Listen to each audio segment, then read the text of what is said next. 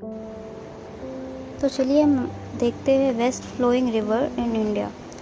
Trick है समानता, SAMANTA।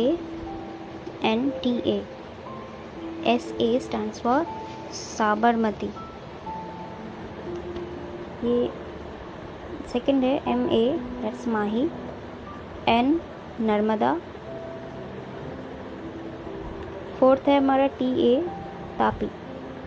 तो हम देख लेते हैं इसका ओरिजिन कहाँ से है।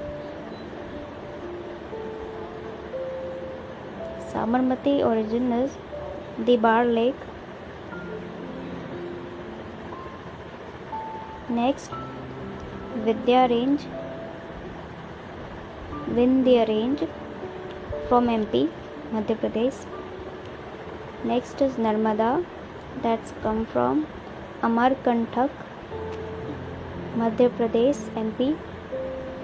Fourth is Tapi, Satpura range, Madhya Pradesh. Thank you for watching.